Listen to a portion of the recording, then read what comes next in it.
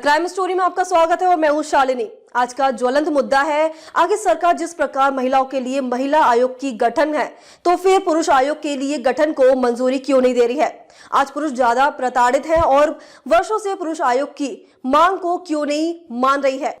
Atul Subhash suicide मामले के बाद एक बार फिर से उठी है पुरुष आयोग बनाने की मांग। चौंकाने वाले हैं आंकड़े हैं पुरुषों के खिलाफ हिंसा के।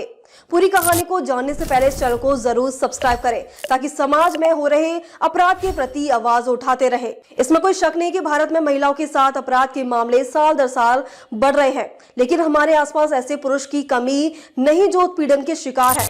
बेंगलुरु में एआई इंजीनियर अतुल सुभाष की खुदकुशी ने इस अनदेखी मुद्दे को फिर से चर्चा में केंद्र में ला दिया है। सवाल यह है कि क्या भारत को महिला आयोग की तरह राष्ट्रीय पुरुष आयोग की जरूरत है?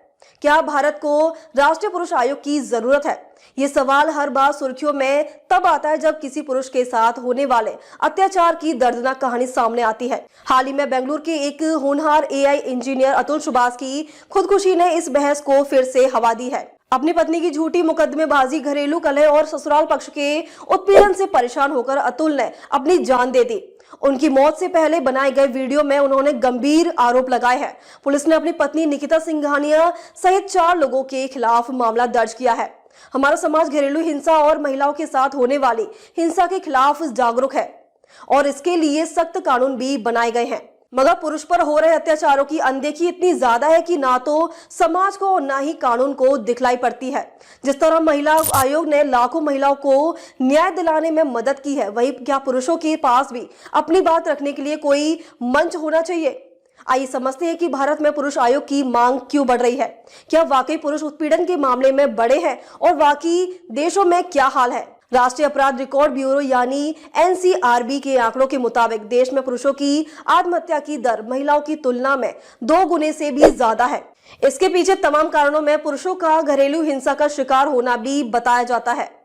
2021 में प्रकाशित एनसीआरबी के आंकड़ों की माने तो देश भर में 1,64,033 लोगों ने आत्महत्या की, जिनमें से 81,063 विवाहित पुरुष और 28,680 विवाहित महिलाएं शामिल हैं।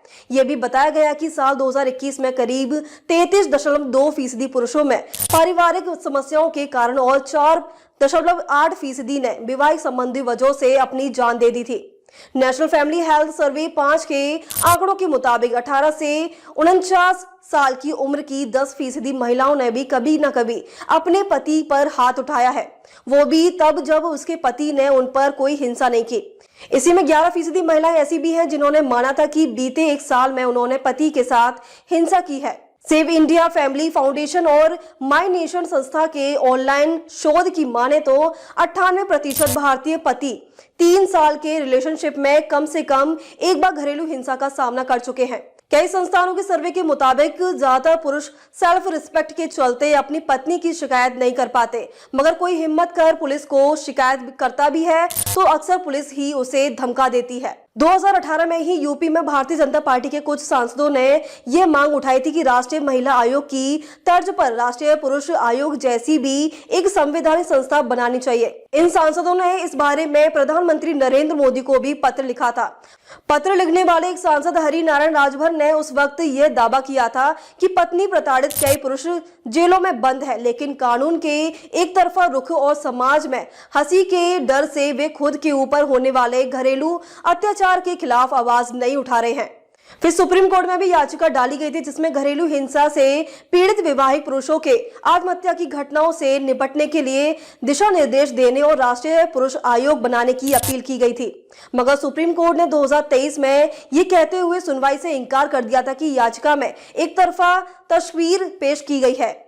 पुरुष आयोग की मांग के समर्थन में जो तर्क दिए जाते हैं उनमें सबसे बड़ा तर्क ये है कि महिलाएं को सुरक्षा देने में जो कानून बने हैं उनके दुरुपयोग से पुरुषों को प्रताड़ित किया जा रहा है। इन कानूनों में दहेज कानूनी यानी धारा 498A, अब ये बीएनएस की धारा 85 और 86 सबसे प्रमुख है।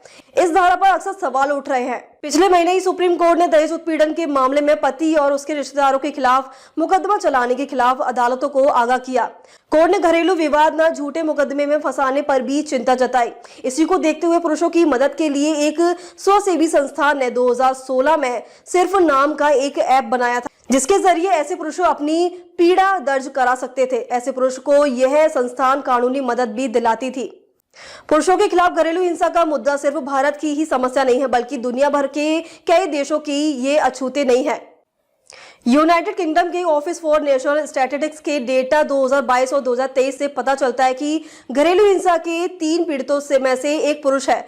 भूटान में 2023 में रिपोर्ट किए गए 788 मामलों में से 69 में से पुरुष पीड़ित शामिल थे। हर गुजरते साल के साथ ये संख्या बढ़ती जा रही है। अमेरिका में लगभग 44% पुरुष अपने जीवन काल में कम से कम एक बार हिंसा का शिकार हुए हैं। मैक्सिको में तो घरेलू हिंसा ने कुल पीड़ितों में करीब 25% पुरुष होते हैं। केन्या, नाइजीरिया और घाना जैसे अफ्रीकी देशों में महिलाएं अपने पार्टनर को उसकी बेरोजगारी और गरीबी को कारण बनाकर अक्सर पीटती हैं।